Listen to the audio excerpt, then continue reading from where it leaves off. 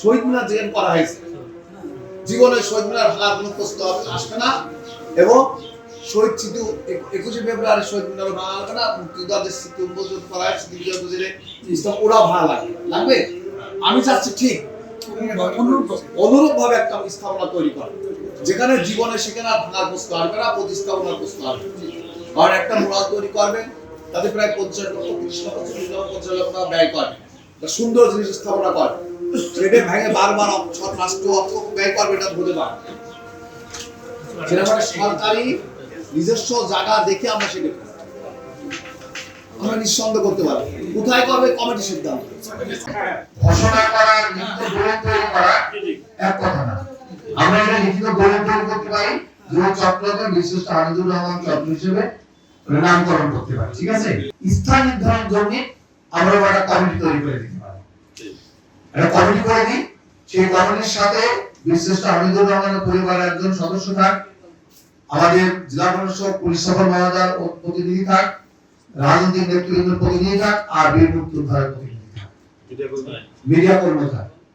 একে একটা কমিটি করে দিই। এই কমিটিটা যেখানে দৃশ্যমান মনে করে, ভালো মনে করে, তখন একটা প্রস্তাবনা দেবে, বাস্তবায়ন করবে জেলা প্রশাসক মহোদয়, বাস্তবায়ন করবে সরকারি সবকিছু জেলা প্রশাসক মহোদয় বাস্তবায়ন করে। আমরা সার্বিক সহায়তা, এই বাস্তবায়ন সার্বিক সহায়তা, সার্বিক এবং আর্থিক সহযোগিতা। আর সার্বিক মানে আর্থিক সহায়তা। আপনার মুরাদ তৈরি করতে আপনার অর্থের কষ্ট আপনার দেখতে হবে না, আর সে চিন্তা আমাদের আছে, আপনার সহযোগিতা করবে ইনশাআল্লাহ। বাংলা কিউআর, যেখানে নগদ পেমেন্ট সেখানে। সারা দেশে 10 লাখেরও বেশি মার্চেন্টে নগদে পেমেন্ট করুন খুব সহজে। আমরা চাই যে আপনারা যে কথাটি বলেছেন, বিশিষ্ট হামিদুর রহমান শুধু ঝিনাইদহ না, সারা বাংলাদেশের গর্ব। বাংলাদেশ যতদিন থাকবে বিশিষ্ট হামিদুর রহমান ততদিন থাকবে। মানে আমরা চাই যে আমাদের কিয়ামত পর্যন্ত আমাদের বাংলাদেশ টিকে থাকবে। তো আমাদের যে বিষয়টি সেটি হচ্ছে যে আমরা ওনার পক্ষে যে কাজ করছি, এই ডিজাইনগুলো করা কিন্তু ভাই কম সময়ের বিষয়। এর ভিতরে কিন্তু আমি কাজগুলো করে ফেলেছি। আমরা আরো চেষ্টা করছি যে কিভাবে আপনারা হয়তো আরো অনেকগুলো আইডিয়া দিবেন, সেই আইডিয়ার ভিত্তিতে আমরা কি কি কাজ করতে পারবো। তো আমাদের ওইখান থেকে ইচ্ছা রয়েছে বিশিষ্ট হামিদুর রহমানের প্রতি সর্বোচ্চ সম্মান প্রদর্শন।